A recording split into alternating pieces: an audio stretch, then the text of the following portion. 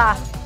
No Brasil, diariamente, cerca de 55 pessoas deixam definitivamente o mercado de trabalho por morte ou incapacidade permanente. Descuido, falta de equipamentos de segurança e até exaustão provocam 700 mil acidentes de trabalho por ano em todo o país. Segundo a Organização Internacional do Trabalho, em números de acidentes, o Brasil somente fica atrás de China, Índia e Indonésia. Para debater esse problema que traz prejuízos para trabalhadores, empresas e governo, eu recebo hoje o deputado Nelson Marcheselli, do PTB de São Paulo, Viviane de Jesus Forte, que é auditora fiscal do trabalho e coordenadora geral de fiscalização e projetos do Ministério do Trabalho, Eduardo Freitas Sampaio, engenheiro de segurança do trabalho e membro do Comitê Técnico de Especialistas do Senai, e o deputado Daniel Almeida, do PCdoB da Bahia. Muito obrigado por ter aceito o nosso convite. E para a gente começar aqui a nossa conversa, eu vou pedir para colocar no ar o que a legislação define como acidente de trabalho. E ao longo do nosso programa, eu vou pontuando com alguns casos que são definidos pela legislação como acidentes de trabalho e que eu imagino que nem não seja de conhecimento de todas as pessoas. Então vamos lá. Acidente de trabalho é aquele que ocorre pelo exercício do trabalho a serviço da empresa ou pelo exercício do trabalho, provocando lesão corporal ou perturbação funcional que cause a morte, a perda ou a redução permanente ou temporária da capacidade para o trabalho. As doenças profissionais e ou ocupacionais equiparam-se a acidentes de trabalho. Então vamos lá, senhores, deputado Nelson Marcheselli, eu começo com o senhor. Na sua avaliação, onde é que está o erro? Por que o Brasil está tão mal colocado nesse ranking? O erro estaria na legislação, na fiscalização, na atitude dos empregados, dos empregadores? Onde é que está o problema? Bom, o que a gente nota, geralmente, é um excesso de legislação trabalhista. Ela é conflitante em muitos lugares. Falta treinamento, por outro lado, falta orientação. Nós temos por hábito lá nas minhas empresas, em São Paulo, quando vai contratar um funcionário, nos primeiros dias, nós colocamos um instrutor do lado dele, ensinando como ele vai fazer as operações, quais são os perigos, como que ele tem de proceder, e somente deixa ele sozinho no trabalho depois de um determinado período de treinamento. Geralmente os empresários não fazem isso. Contratam e colocam para trabalhar, achando que o funcionário já vem sabendo exercer aquele cargo. Nós fazemos treinamento. Por isso nós temos evitado uma quantidade incrível de acidentes, não tem. E nós temos também feito educação. Nada mais é que educação. Educar o funcionário. E sempre colocamos uma chefia observando e acompanhando o desenvolvimento deles no trabalho, com duas finalidades: para protegê-lo e tirar dele um rendimento maior para a empresa. Porque às vezes ele está fazendo uma determinada operação de uma forma que, se ele fizer de outra, rende mais e lhe dá mais segurança. Lamentavelmente, os cargos de chefias no Brasil, em geral, peca por isso. Contrata um chefe, deixa e apenas exige produção, mas não procura orientar e acompanhar o funcionário naquilo que ele precisa. Isso é fundamental. Deputado Daniel Almeida, PCdoB da Bahia. Deputado Marcheselli trouxe para a gente a visão empresarial, produtor de laranja, que ele é grande produtor de laranja. O senhor foi sindicalista do lado dos trabalhadores, né? E qual é a sua visão em relação a isso? Onde é que está o erro? Olha, primeiro, parabenizar a TV Câmaras, o programa, muito obrigada, por realizar esse debate. Infelizmente, ele é pouco comum lidar com a informação relacionada à proteção do trabalhador, à proteção da sua vida, da sua condição de ser humano, é pouco debatido entre nós. Nós deveríamos ter um grau de indignação muito forte diante desses números. Não é possível que ainda estejamos constatando tantos acidentes, tantas mortes, perda de vidas, e isso é perda também de produção, né? É perda de recursos, se quiséssemos fazer um levantamento apenas econômico, que é intolerável, absolutamente intolerável. E não é um elemento isolado que vai resolver. Nós precisamos ter políticas públicas que mobilize a sociedade e que tenha o papel do governo nisso. Tem que ter uma legislação rígida, que seja do conhecimento de todos, por isso a informação é fundamental. Precisa ter estrutura no poder público para fiscalizar, a estrutura é absolutamente insuficiente, né? Precisa as pessoas saberem que cometendo esses abusos terá punição. Teria que ter mais cuidados com a ergonomia, que é um elemento fundamental nesse processo de proteção. Muitos adoecem por manter-se em atividade repetitiva, sem o cuidado necessário com os equipamentos. Acaba o trabalhador sendo levado a se adaptar às máquinas, ao processo de produção, quando deveria ser o contrário. Portanto, deputado, é um conjunto. Na área da construção civil, é um dos setores onde tem o maior número, talvez o maior número de acidentes de trabalho. O que a gente vê de vez em quando noticiado, nas obras da Copa a gente viu isso, muitas vezes o trabalhador que está devidamente equipado, ele faz aquilo, muda de um andaime para o outro o tempo todo, várias vezes ao longo do dia. Chega um determinado momento que ele não, eu já estou tão acostumado a fazer isso, que ele não coloca a proteção no momento de fazer essa transição. Na sua opinião, o olhar do trabalhador, como convencer o trabalhador de que, independente de toda a destreza que ele tenha para fazer aquilo, que ele precisa manter os procedimentos de segurança? Sem dúvida, essa é uma parte fundamental, a informação, conhecer a legislação, conhecer quais são os riscos que ele está submetido, oferecer os equipamentos de proteção e informá-los sobre a utilização desses equipamentos, né? Ter um ambiente de trabalho mais adequado, ferramentas também mais adequadas. Nós temos as NRs, as normas regulamentadoras, que elas são muito detalhistas, né? Especificam para cada atividade quais são as condições para o exercício daquelas atividades. Mas nem sempre isso é cumprido por parte dos empregadores, a fiscalização às vezes não é eficiente, o trabalhador não é informado sobre os riscos, às vezes tem apenas um contato inicial, não tem uma formação que seja permanente. E eu acho que tem uma responsabilidade do conjunto da sociedade. Isso é algo que deveria ser discutido nas escolas, deveria ser discutido nas universidades, deveria ser discutido na mídia, né, nos meios de comunicação que nós temos hoje. Acho que um elemento fundamental é informação que está relacionado com a educação.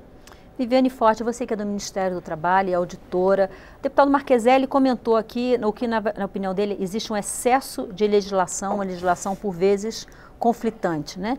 Foi falado também da falta de treinamento, né? E o deputado da União Almeida falou da questão da estrutura de fiscalização.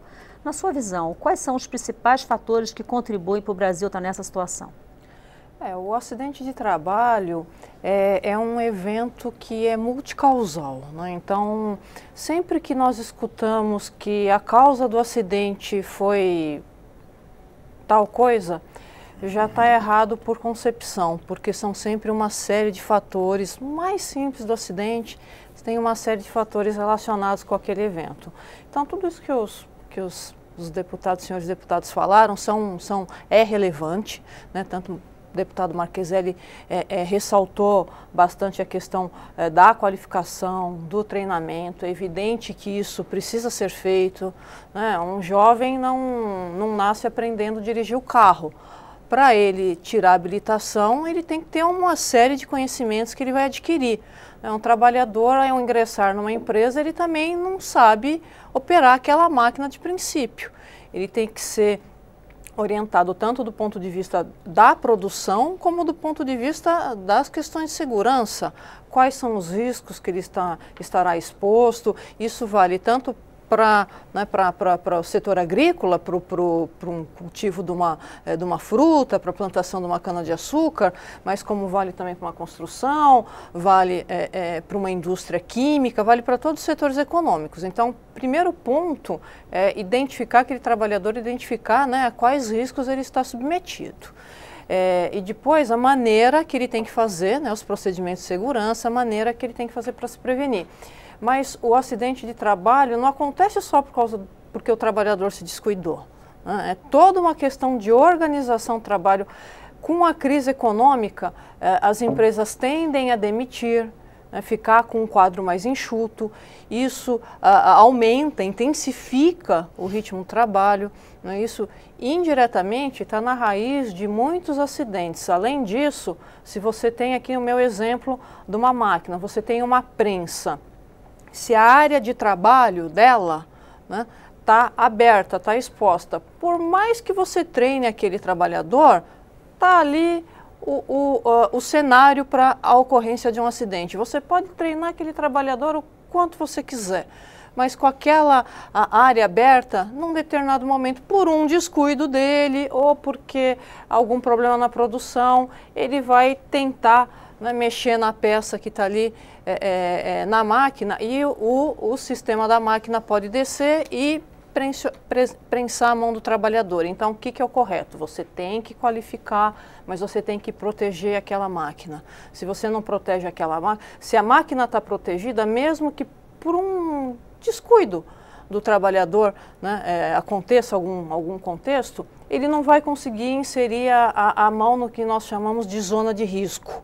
Então, esse é um exemplo para mostrar de quão complexo é a questão, né? Então, não existe uma solução única, né? E, evidentemente, né, o deputado comentou que o Ministério do Trabalho ele tem um conjunto de normativos que é extenso, né? O deputado Marqueselli tem razão, porque as nossas realidades também são extensas. Nós temos que pegar desde a mineração, né, ao campo, à indústria, à construção, tem que avaliar a questão do treinamento, tem que avaliar a questão da proteção da máquina, tem que avaliar a questão da emanação do risco químico. Viviane, existem parâmetros mundiais de índices que sejam dados como aceitáveis por setor de atividade em relação a acidentes de trabalho? Isso existe? As nossas referências são os países desenvolvidos. É muito complicado fazer a comparação, não é uma coisa simples, porque o conceito de acidente varia muito entre os países. Então, aquilo que entra no cálculo de acidente é muito diversificado, mas nós fazemos comparação com os países desenvolvidos e muitas vezes por atividade econômica. Então, a construção nos Estados Unidos, a construção na Alemanha, na Itália, qual que é o número, né? E aí nós nos comparamos também com os países em desenvolvimento. E quando nós nos comparamos com os países em desenvolvimento, os nossos registros ainda são elevados. São piores, Porque quando a gente compara com desenvolvidos, tem as diferenças tecnológicas também que tem um impacto nisso, né? Eduardo Sampaio, você que é do Senai, engenheiro de segurança, qual a sua avaliação sobre os principais fatores que levam o Brasil a estar nesse número, para a gente fechar essa rodada de discussão desse tema? Bom, como todos já falaram, né, todos os fatores são importantes.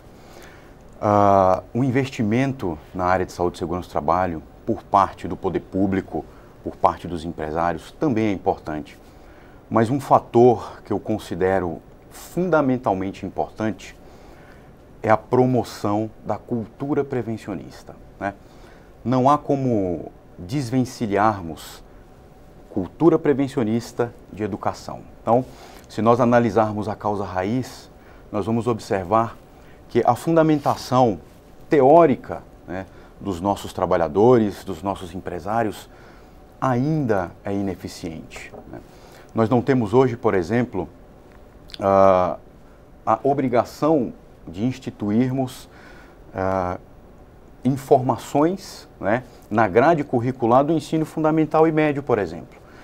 Nós temos que entender que essas pessoas que estão saindo do ensino fundamental e médio serão os futuros trabalhadores, né, serão os futuros empresários. E como essas pessoas ingressarão no mercado de trabalho se muitas dessas pessoas não conhecem os seus direitos fundamentais, como, por exemplo, o artigo 7º da Constituição Federal, né?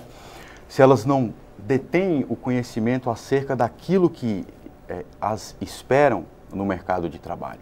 Então, quando falamos em educação, falamos em promover cultura.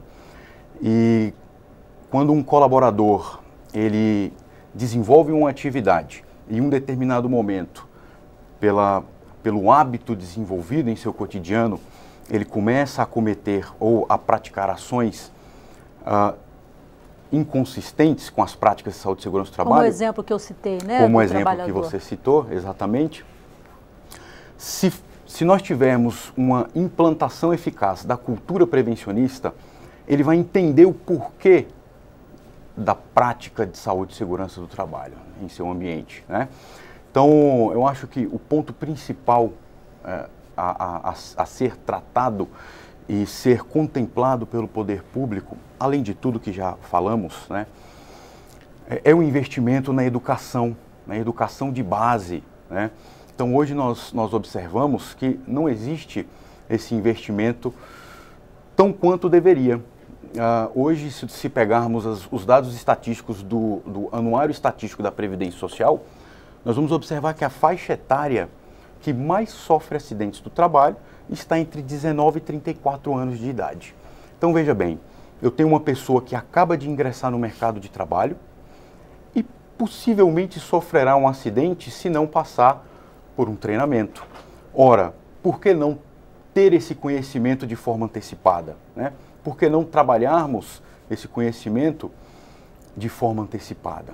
E uma pessoa que deveria estar na curva ascendente de produtividade, né? Porque está no processo de aprender, ainda não chegou no seu ápice ainda está aprendendo, se desenvolvendo. Já nesse processo dessa curva sofre um acidente de trabalho, que às vezes até o incapacita para a atividade produtiva.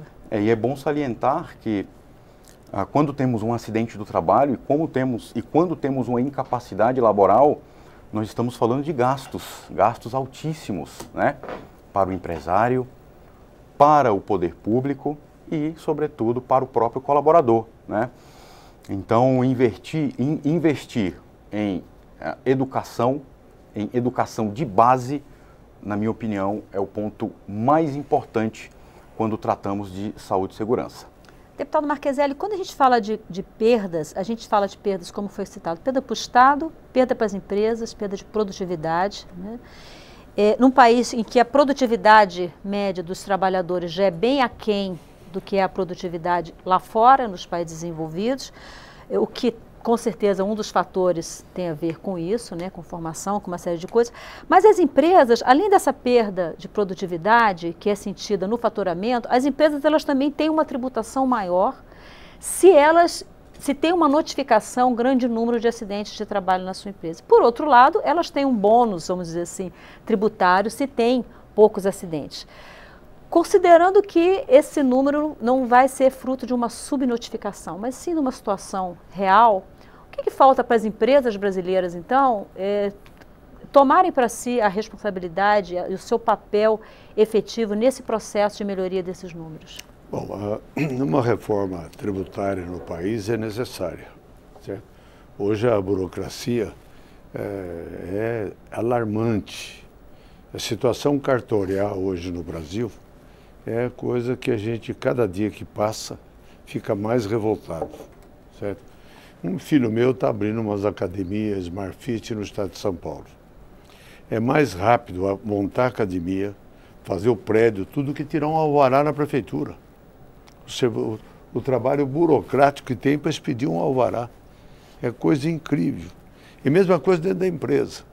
Se você não tiver, e a prática nos ensina isso, se nós não tivermos um trabalho ele acabou de colocar, é fundamental a educação. Isso é básico, para a pessoa entender aquilo, ele saber o que ele está fazendo, para ele enxergar o perigo e aprender rápido, porque também a empresa não pode pegar o colaborador e ficar ensinando a vida inteira. Ele vai investir uma semana, 15 dias, pegou, não pegou, vai embora, eu vou colocar outro no lugar. Mas eu queria falar sobre a legislação. O Brasil é muito grande. Legislação para São Paulo é uma coisa. Para o sul do país é uma coisa. A mesma legislação para o Brasil inteiro. Um colhedor de laranja em Pirassununga, um turmeiro para fazer, ele precisa levar banheiro químico. Ele coloca com a temperatura de 40 graus. O sujeito precisa colocar luvas, colocar camisa de manga longa, colocar bota, chapéu, certo? E o colhedor de laranja quer colher laranja descalço e de calção, por causa do calor. E ele não andar 500 metros, 1000 metros, para entrar num banheiro químico que não tem uma janela, não tem uma ventilação. Ele vai fazer xixi lá, ele vai fazer xixi na terceira árvore que ele andar à esquerda, do que anda lá. E o fiscal fica lá, para multar. Se por acaso um colhedor de laranja, o filho ele não tem quem deixar em casa, levar um garoto de 10, 12 anos para ficar junto, é multado. A empresa é multada. Exploração de trabalho infantil. Não é trabalho infantil. A mãe não tem onde deixar, leva ele fica lá do lado, lá trabalhando. Quem está trabalhando é a mãe, o pai está trabalhando. A multa vem. Então você vê que a legislação ela é cega. Ela não tem como acompanhar. O garoto não está trabalhando, a mãe está colhendo e olhando ele ali brincar. Está brincando do lado. Mas a fiscalização multa. E cada vez que multa essa parte, aí é campo. O fiscal sabe aonde ele vai multar e aonde ele tem de pular para não multar. Entendeu? Sim. Aonde ele tem de pular para não multar. Lamentavelmente, no Brasil, se nós não tomarmos uma providência, cada vez mais a gente faz uma legislação para alguém ganhar lá na ponta, faturar na ponta.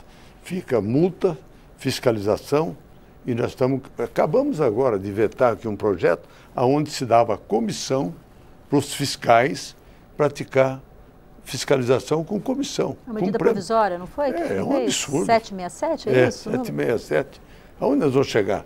Nós estamos chegando no Estado, certo? Em cima da parte empresarial, do país produtivo, cada vez mais pesado, mais caro, certo? Isso é lamentável. Se a gente for ver Estados Unidos, ver Europa, ver Alemanha, completamente o contrário. Procura começar que já não tem a justiça trabalhista. Começar que o acerto é entre o empregador e o empregado. Os dois fazem o acerto. Assistido, vale. Entendeu? Vale o trabalho que tem. Aqui tem uma despesa funcional, vamos usar esse termo, em cima do setor produtivo, que hoje já está insustentável. Nós aprovamos aqui a reforma trabalhista, e da reforma trabalhista que está no Senado, hoje perdeu lá de 10 a 9, mas o plenário deve ganhar, a coisa mais importante nessa modernização trabalhista é aquilo que for combinado, certo? É sobre o legislado. Aquilo que for acertado entre as partes, sobrepõe o legislado. É a coisa mais importante. Porque se eu combino com ele que ele vai trabalhar, me serve ele trabalhar 12 horas por dia. Segunda, quarta e sexta. Os outros dias trabalha só 10, ou trabalha só 5 horas. Ele concorda e eu concordo. É problema nós. Não podemos. Não, é preciso trabalhar 8 horas por dia. Mas o senhor acha que isso pode ter um impacto positivo na redução de acidentes de trabalho? Vai ter positivo na produção. Vai ter mais contratação de emprego. Vai ter muitos restaurantes, eu trabalho no setor de bebidas também, muitos restaurantes precisam de gente sexta-noite, sábado e domingo. Então ele vai contratar o intermitente, ele vai contratar muita gente 4 dias por semana. Ah, não tem quem trabalhe. Tem muito estudante, tem muita gente que pode trabalhar no final de semana, 4, 5 dias, fazendo as 40 horas. Certo? Então, a legislação trabalhista no Brasil, para o setor produtivo, ela tem de ser modernizada. Certo? Isso já vai ajudar bastante. E olha, por incrível que pareça, ela sendo modernizada, ela vai ajudar no combate à fraude, a acidentes. Pois é, vamos ver a opinião da auditora fiscal em relação a isso. O deputado Daniel Almeida já falou com o senhor. Viviane, deputado Marcheselli falou sobre 2 pontos aqui que eu gostaria de ouvi-la. Um é a questão da subnotificação, eventual subnotificação que possa haver, e que se houver, os nossos números talvez sejam bem piores do que esses que foram apresentados na abertura do programa. E outra, essa questão da legislação trabalhista, essa legislação que está em discussão. Quando a gente fala de treinamento, o próprio deputado Marcheselli falou do valor que ele dá para o treinamento da sua empresa. Falar de treinamento. E a gente pensa no trabalho intermitente, o trabalhador intermitente, ele vai ter esse mesmo tipo de treinamento? Ou você acha que os setores onde isso pode acontecer não são setores que tenham tanto impacto na área de acidentes de trabalho? A sua pergunta já responde um pouquinho, né? É óbvio que vai dificultar, né? Se os desafios são grandes para aquele trabalhador que fica mais tempo naquela empresa, que só tem um trabalho, a tendência natural, né, é que aquele trabalhador que vai ficar poucas horas e que, portanto, vai necessitar ter mais de um emprego para sobreviver, existe sim, né, uma possibilidade, o tempo vai dizer, né, uma possibilidade que isso tenha um reflexo negativo sobre a geração de acidentes de trabalho. Existe a subnotificação. Que é o número de ser registrado ser menor do que aquilo que efetivamente acontece. Né? Então, o número de acidentes é inferior ao do INSS. Para óbito, se estima que seja o dobro. O Brasil registra de 2.500, 2.000 acidentes com morte por ano. Então, para óbito, se estima que seja em torno do dobro, né? Existem estudos científicos que permitem chegar a essa conclusão, isso não é uma opinião. O acidente típico é um pouquinho mais difícil de mensurar, o nível da subnotificação. Mas, de qualquer forma, fazendo um contraponto aqui às colocações do deputado Marcheselli, assim, com relação à legislação, é evidente, o nosso país é um país, né, continental e desigual. Agora, algumas questões, a legislação ela é o basilar, né? Então, por exemplo, um trabalhador, por mais que ele queira, ele não pode ir descalço para o campo trabalhar, porque ele vai colocar uma lasca lá de madeira, espetar uma lasca de madeira no pé, e depois quem vai pagar o custo disso é a sociedade. Não é além daquele empregador, né? É a sociedade, porque aquele trabalhador depois vai ficar afastado e o INSS vai ter que arcar depois do 15º dia com a despesa daquele trabalhador. Então, existem algumas questões, ainda que sejam, né, não sejam muito confortáveis, ele tem que usar, porque senão aquilo vai trazer um prejuízo para ele e para nós todos. A nossa legislação no Ministério do Trabalho, ela é constituída a 3 mãos, né, por assim dizer, de forma tripartite. Então, os representantes aqui dos nossos produtores, né, dos nossos empregadores, eles têm assento na hora de se pensar numa legislação para o trabalho na construção civil, assim como os representantes dos trabalhadores e nós, governo. Então, esse processo já tende a, digamos assim, ser um meio de evitar os excessos. E com relação à questão da organização da fiscalização, a gente sabe que não é agradável, né? Ninguém gosta de ser fiscalizado. Voltando ao exemplo do carro, ninguém gosta que um policial nos pare, né? Durante o nosso trajeto, para ver se está tudo ok com a documentação do carro, mas é necessário. Quando falta segurança, fica dizendo, cadê a polícia? Pois é, e nós temos assim, o nosso desafio é justamente nos organizarmos para fazer uma intervenção da maneira mais justa no setor produtivo, num determinado setor produtivo, para não acontecer o que o senhor falou. Não tem que pular fazenda nenhuma, tem que ir em todas, certo? Tem que ir em todas e nós temos estratégias, né, hoje, com a tecnologia, com sistemas, com indícios de irregularidades, indícios de débitos, porque nós somos poucos. Mas existem, o deputado comentou, o número de auditores fiscais é cada vez menor. Nós somos uma carreira que nós somos, por assim dizer, autossustentável, não apenas por causa da autuação diretamente, né, mas a nossa intervenção, a reforma da Previdência, que é um dos temas muito agudos para o país, né? O acidente de trabalho onera consideravelmente, né, a nossa previdência. Sim. A nossa atuação evita esse gasto de alguns bilhões que o país tem com um acidente, com as ações regressivas. Então, por assim dizer, a auditoria do trabalho se paga.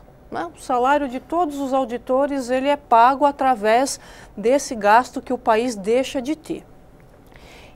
Mas, enfim, o nosso desafio, né, é sempre atuar num setor como um todo, para que o senhor que está lá na sua propriedade, com o seu trabalhador registrado, que fornece o EPI, que tem a máquina protegida, não tenha uma vantagem comercial, né, uma desvantagem daquele seu vizinho que está com a máquina desprotegida e que, além de tudo, está amputando a mão do trabalhador lá porque a máquina não está protegida. Então, a fiscalização, por mais que ela seja delicada, né, ela é importante para a sociedade, inclusive para os empregadores. Você estava falando que ninguém gosta de fiscal, né? Pois é, o diretor aqui está no meu ouvido, fiscalizando, dizendo que eu tenho que chamar um intervalo.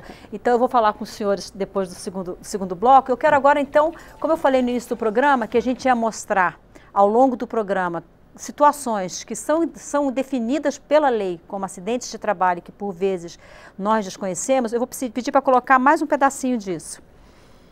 Então, acidente de trabalho é aquele ligado ao trabalho que haja contribuído diretamente para a morte do segurado, para a redução ou perda da sua capacidade para o trabalho ou produzido lesão que exija atenção médica para a sua recuperação.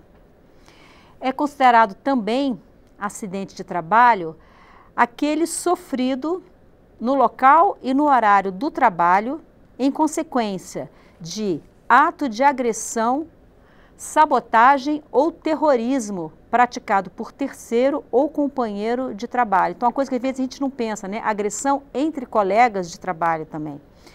E aquele acidente sofrido também no local e no horário de trabalho em consequência de ofensa física intencional, inclusive de terceiro, por motivo de disputa relacionada ao trabalho. A gente volta já já, não saia daí.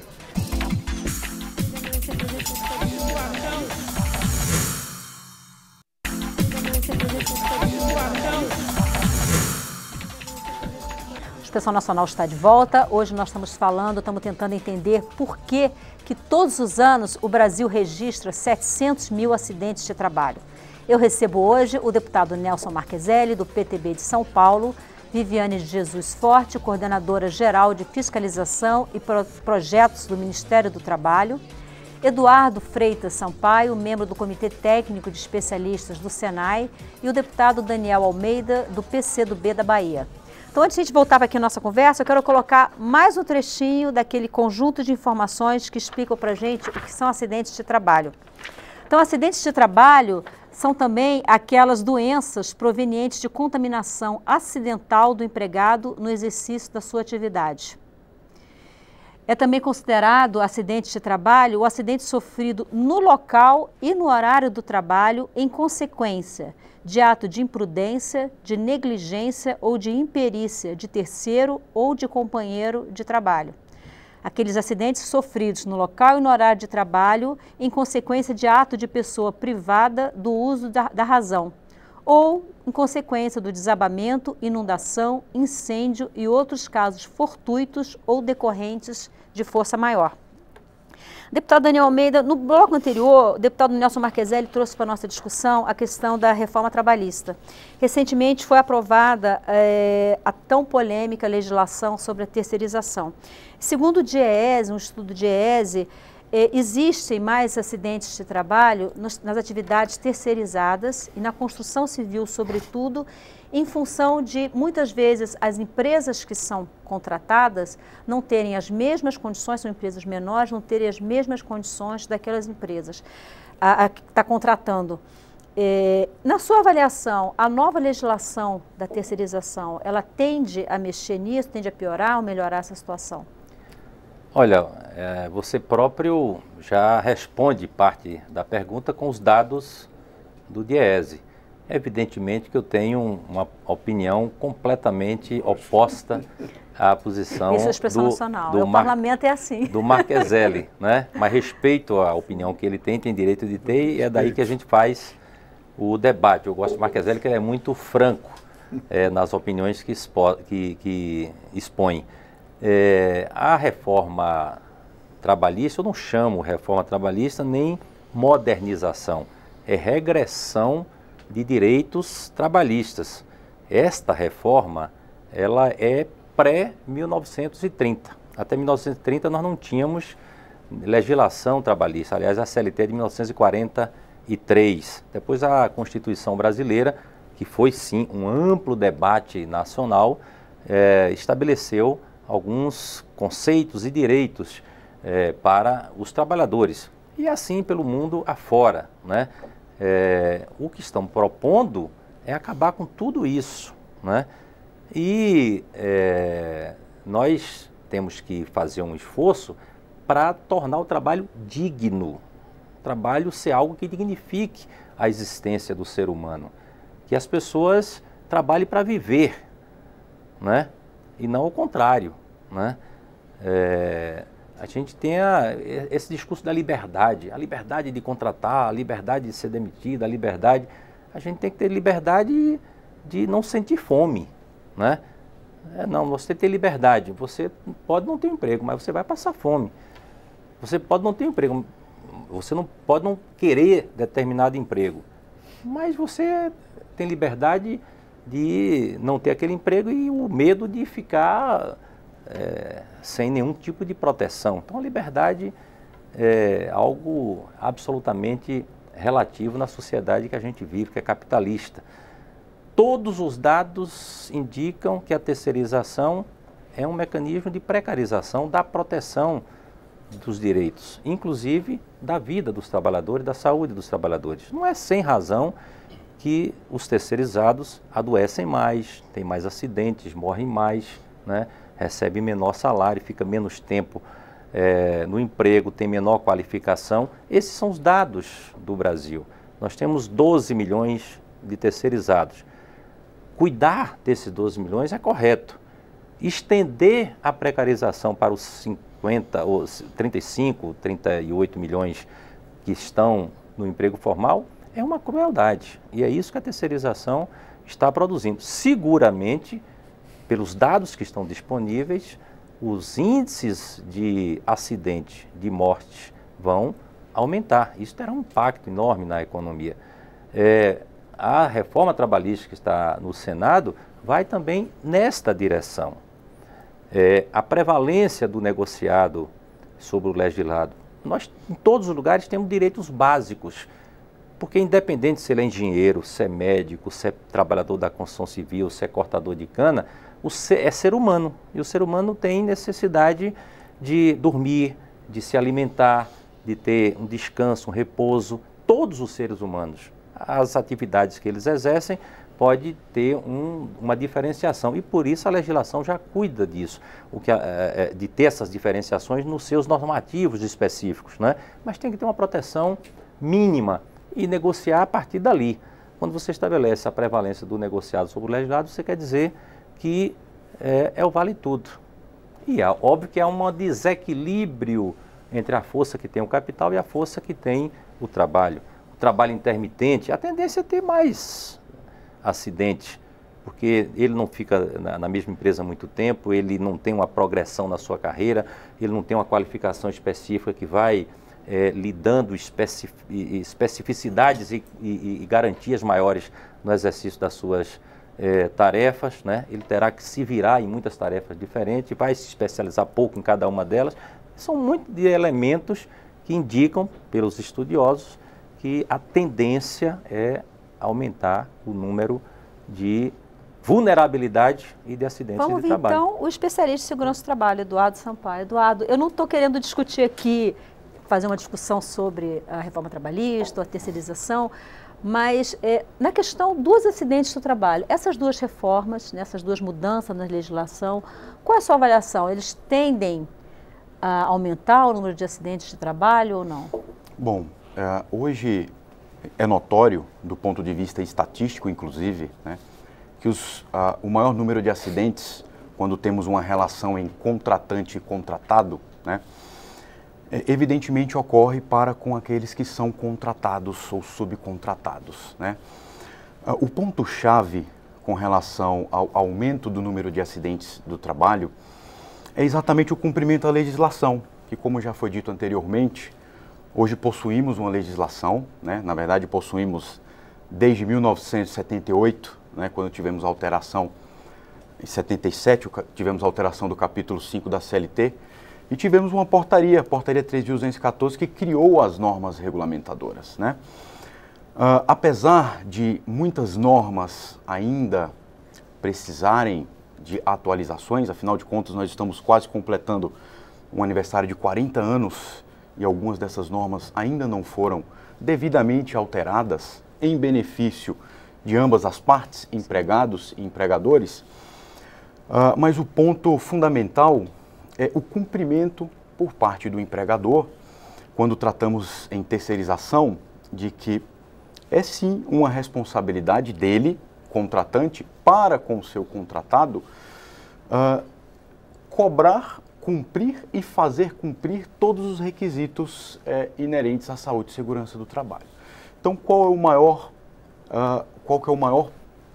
é o ponto crítico, o ponto mais crítico dessa discussão? Hoje nós observamos que não necessariamente as empresas, elas fazem com que os seus terceirizados cumpram os requisitos legais, né? Isso por uma questão de aumento de produtividade, isso por uma questão de negociação em ambas as partes, mas há necessidade, evidentemente, do cumprimento dessa legislação. E aí, quando falamos dessa necessidade em cumprir a legislação, onde entra o Ministério do Trabalho e Emprego através dos seus auditores, né?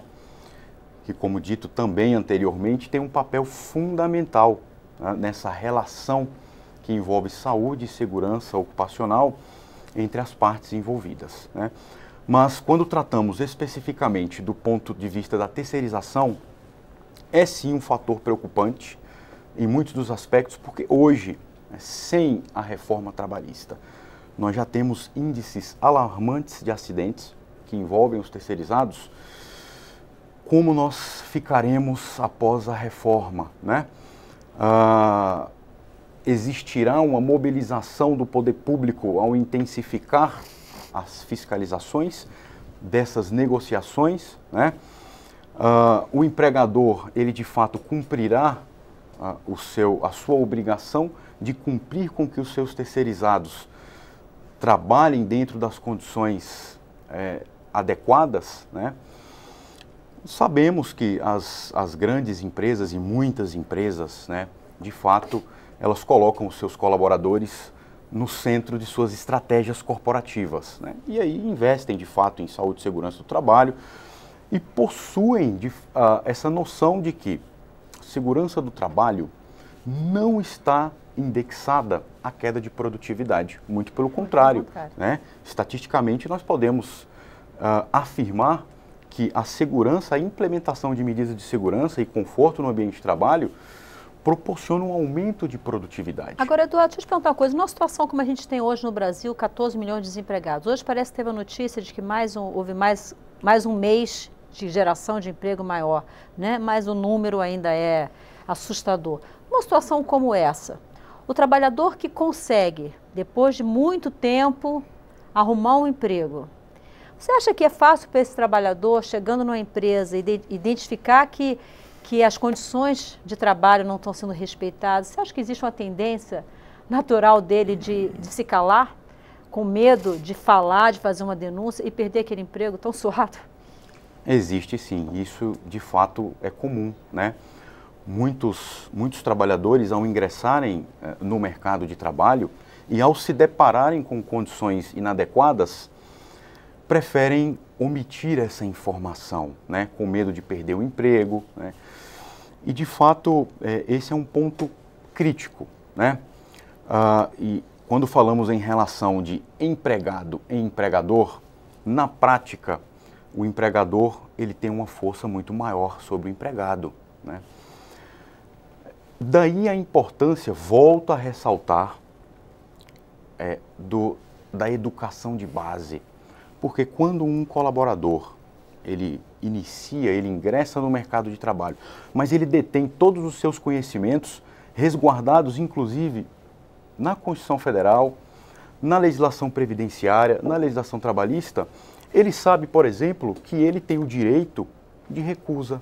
Ele sabe, por exemplo, que ele pode e está resguardado do ponto de vista legal se recusar a executar uma atividade que possa ou que possua um risco grave e iminente. Né? E muitos desses colaboradores, por falta dessa educação, por falta dessa orientação e por falta da disseminação da cultura de segurança, né, ou da cultura prevencionista nas empresas, não detêm essa informação e acabam sendo, não necessariamente sendo enganados, né, mas por falta de conhecimento, deixam de fazer o gozo, né, dos seus direitos fundamentais. Deputado Marcheselli, como a crise, na sua avaliação, impacta na questão do acidente de trabalho? A pergunta que eu fiz para ele, o trabalhador que depois de muito tempo afastado do mercado de trabalho, que consegue a sua vaga tão esperada, você acha que ele fica à vontade para denunciar uma empresa que não cumpre o que deveria cumprir? Eu discordo dele, eu acho que fica, entendeu? O empregador quer um funcionário ágil, prestativo e que realmente cumpra o desejo do empregador, que é produtividade, certo? Produtividade. A função de uma empresa é produtividade. O indivíduo vai entregar bebida em 20 bares, certo? Ele sai do depósito para entregar em 20 bares, até 4 horas, já está cronometrado, ele entrega nas 20, mas vem 10 horas da noite, certo? Então ele não produziu. Tem aquele que vai entregar nos mesmos 20 bares e vem 1 hora antes. Faz a entrega tudo e vem 1 hora antes. Então isso é produtividade. Um gerou hora extras, o outro terminou antes, economizou e vem trabalhar no depósito ainda. Vem ajudar. Então essa esperteza, que eu chamo de educação, essa agilidade do funcionário, é que faz com que ele fique na empresa. Eu tenho uma secretária que trabalha comigo há 44 anos. Ela não tem curso de secretária, não tem curso superior, certo? Ela tem um curso médio, mas é ágil, trabalha, dedicada, chega antes, vai embora depois. Ela faz tudo, ela é o olho. Deputado, então eu vou inverter a pergunta. O empresário que hoje está passando por uma situação de crise, que viu suas vendas diminuírem e que vê que a economia começa a querer caminhar, mas que ele ainda está com os prejuízos acumulados. Esse empregador, esse empresário, ele não tende a relaxar em alguns quesitos para tentar buscar um lucro de curto prazo, sem pensar no médio e longo prazo? É lógico que tem empresários dessa forma, mas a maioria dos empresários suporta, segura o funcionário bom, não manda funcionário bom embora. Difícil. Muito difícil. Tanto que o desemprego é o último fator na crise econômica, o desemprego. Ele vai selecionando, pelo menos nas funções da empresa, aquele que menos produz. Ele vai segurando o melhor para ele. Porque ele pensa, se eu dispensar o melhor, vai para o meu concorrente. Ele vai segurando o melhor, certo? Isso todo mundo faz dessa forma. E procura, inclusive, criar mecanismo. Eu sou revendedor Ambev em Pirassununga há 54 anos. Numa região de 38 cidades. Veio a crise. Nós não diminuímos nenhum funcionário. O que nós criamos é mais atuação. Inventamos festa, inventamos isso, inventamos aquilo, venda tal, contratamos coordenadores para provocar venda, achamos um fator, festa tal dia, vamos abastecer melhor o mercado para poder pegar essa festa que vai ter na cidade. Identificar novos nichos. Isso, criar novo nicho, certo? Para poder fazer com que não caia a movimentação da empresa e que você não precisa dispensar funcionários. É uma razão, você tem funcionário com 40 anos, 30 anos, 25 anos trabalhando na empresa. A gente procura acertar, e prêmios, e cria prêmio que não tem na legislação. Vai ter o prêmio para os motoristas, prêmio para os vendedores, prêmio para o pessoal que entrega o vasilhame e traz, não quebra uma garrafa, tem prêmio. Tem prêmio em todos os setores. Você planifica prêmios para poder... A empresa ganha com isso, que não tem o prejuízo, e o funcionário também ganha. Não está no salário. Então, essa atuação moderna, entendeu? É que ainda... E quando ele fala de terceirização, toca terceirização, as grandes empresas do mundo todo trabalham com terceirização. O Brasil precisa se inserir na internacionalização. Todas as fábricas de automóveis são terceirizadas. Um fabrica uma peça, outro fabrica um pneu, outro fabrica uma parte do motor. Ela só monta. Só monta. Todas as lojas são terceirizadas. O cara fabrica o vestido, fabrica a blusa, fabrica o cinto. A loja só vende. Então, essa terceirização já existe no mundo todo. E nós temos de entrar nessa terceirização. O mundo nós temos de acompanhar o crescimento. E o mundo todo está reduzindo custos. Nós precisamos reduzir custos para ficar competitivo. Quando você faz um plantio de soja no Mato Grosso, você põe uma coletadeira que colhe milhares de sacas, certo, por dia. Você não pode estar aquela pequenininha que colhia só 10 sacas, 20 sacas. Você precisa acompanhar a evolução, porque aí o custo cai. O custo caindo, você é competitivo no mercado internacional. Vamos ver o Ministério do Trabalho. Viviane, foi falado aqui sobre a questão da terceirização e o Eduardo falou sobre a importância do Ministério do Trabalho estar alerta a isso. Como é que vocês estão se preparando, né, ou estão lidando com essa realidade? Não, de fato, como o Eduardo comentou, hoje, já independente, né, do projeto de lei da terceirização, uma boa parte dos acidentes, a maior parte dos acidentes são registrados nos trabalhadores terceirizados. Então, você tem aquele grande empregador que contrata, como o deputado falou, não tem problema nenhum terceirizar. Aliás, a terceirização, quando é buscando uma especialidade, é a terceirização boa, por assim dizer, né? Porque é um especialista em fazer aquela atividade. O problema é aquela terceirização que busca simplesmente reduzir custo. O pessoal porque chama aí, laranjização, não é isso? Aí você precariza, você tem que reduzir aquele custo, você começa a tirar, né, de algum lugar, aquela redução vai ter que sair e você precariza as relações de trabalho, você tem condições inferiores e isso... Os números mostram um registro elevado de acidentes nos terceirizados. A atuação do Ministério do Trabalho tanto se dá no ponto de vista de ter sistemas que permitam identificar, né, e nos permitam direcionar o auditor fiscal exatamente onde está o problema, né, não perder, não dissipar a nossa atuação. Garantir a produtividade do auditor. Exatamente, né? Em locais onde não deveria ser o nosso foco, tanto em termos de sistema, mas também em termos de estratégia, né, de atuação, no sentido de que isso que nós comentamos aqui, que numa situação de crise, aquele trabalhador fica com receio de nos procurar porque tem trabalho, nós não podemos esperar esse trabalhador nos procurar, nós não precisamos esperar. E essa denúncia pode ser, inclusive, anônima, não pode? Pode ser anônima, mas nós não somos vinculados a uma denúncia, não é necessário haver uma denúncia.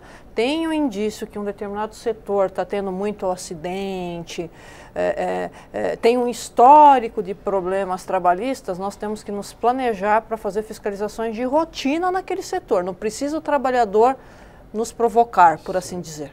Deputado Daniel Almeida, nosso tempo está quase esgotado. Eu gostaria de ouvi-lo em relação a um ponto. É cada vez mais frequente nos mercados a identificação de segmentos que mereçam um tratamento diferenciado. Por exemplo, na Bolsa de Valores de São Paulo, você tem um novo mercado que reúne empresas com boas práticas de governança. Os bancos públicos, eles financiam muito as empresas brasileiras. O senhor acha, por exemplo, que empresas que o Ministério do Trabalho aponte que são empresas que reiteradamente desrespeitam essas condições e que, consequentemente, desrespeitam a legislação trabalhista, geram acidentes de trabalho, essas empresas poderiam, por exemplo, ser privadas de acesso a determinadas linhas de crédito dos bancos públicos? Poderia ser uma forma de estimular essas empresas a serem mais sérias? Sem dúvida, tem que ter uma penalização. Se você não tem nenhuma pena por cometer atos ilegais ou que violente direitos, que torne o ambiente vulnerável, você vai acabar sendo estimulado, você acaba sendo negligenciando com aquela proteção. Então, eu acho que tem que haver uma política pública de proteção ao trabalho, de proteção ao emprego, de proteção à dignidade de quem está trabalhando, e tem que ter penas, né? Seja na área econômica, administrativa e penal mesmo, né? Que eu acho que a legislação já dá uma cobertura razoável, né? Eu fico assim com muita preocupação com os dados que a gente tem, Porque, primeiro, nós temos uma subnotificação. Isso é muito importante a gente melhorar, porque se nós não tivermos os dados precisos, nós não vamos adotar os remédios adequados para combater os males. Servidores públicos, inclusive, não fazem parte dessas estatísticas. A gente vai conversando um pouco antes do programa. Então, os dados que nós temos são muito pouco confiáveis. Isso é fundamental para que a gente tenha políticas adequadas para enfrentar essa situação. Nós temos que verificar, Marcheselli, que há muito tempo se faz um discurso no Brasil que nós temos uma mão de obra muito cara, que o custo do trabalho é muito elevado, né, e que por isso a economia não cresce. Há 15 anos atrás, nós falávamos que a China tinha um boom de crescimento e tinha uma remuneração do trabalho de 1/3 da remuneração do Brasil e de outros países. Hoje a China tem 20% a mais. Em menos de 15 anos ela ultrapassou e continua a crescer, continua a desenvolver. Então não é o custo da mão de obra que deixa o Brasil numa defasagem em relação a outros países. Não é isso, sem dúvida nenhuma, né? Então acho que tem alguns debates que a gente precisa colocar às claras em relação ao que algumas pessoas têm afirmado, né? Eu acho que a legislação precisa ser respeitada, conhecida, respeitada, as pessoas precisam passar por um processo de educação, precisa ter penas adequadas para fazer a punição necessária. Nós temos que cuidar mais de estudar quais são os limites que as pessoas têm para exercer certas funções e não o contrário, não levar as pessoas além do limite. A história de que a diferença entre o remédio e o veneno é a dose. É a dose. O cidadão hoje, com medo de perder o emprego e diante da pressão para ser cada vez mais competitivo, ele acaba passando do limite. Você cumpre uma tarefa e entrega em 20 bares, como o Marcheselli diz, mas no dia seguinte aparece alguém que conseguiu entregar em 21. Todos terão que chegar aos 21. Se não chegar aos 21, ele acaba sendo demitido. Um outro chega a 22 no dia seguinte, ou seja, todo mundo fica correndo atrás desses resultados. E às vezes ultrapassa o limite do suportável. E isso leva, inclusive, à condição insegura. Essa pressão por metas, por resultados, de forma absolutamente descontrolada, sem levar em conta qualquer critério e um limite suportável para a condição humana, às vezes o trabalhador abre mão de alguns quesitos de segurança para poder bater. Se ele não fizer, metas. Ele perde o emprego. Eu quero encerrar o nosso programa de hoje agradecendo a Viviane de Jesus Forte, do Ministério do Trabalho. Muito obrigada por sua presença, por seus esclarecimentos, Viviane. Deputado Daniel Almeida, PCdoB da Bahia, obrigado. Muito grata também por sua presença. Deputado Nelson Marcheselli, PTB de São Paulo, grata também. Contente de estar com o Daniel na frente aqui. Ele é um ferrenho defensor a reciprocidade, apesar dos trabalhadores. Esse é o parlamento, o local onde a gente reúne pessoas de debate, de posições diferentes, faz parte, é a democracia. É um belo deputado. Eduardo Freitas Sampaio, engenheiro de segurança do trabalho e membro do Comitê Técnico de Especialistas do Senai, muito obrigada também por sua presença aqui no nosso programa, por sua participação. Você de casa que nos assistiu, muito grata também. Na próxima semana, a Vânia Alves vai estar aqui com vocês e vai falar sobre o projeto de abuso de autoridade. O Inspeção Nacional volta na próxima terça, às 9 da noite, ao vivo, na TV Câmara. Até lá.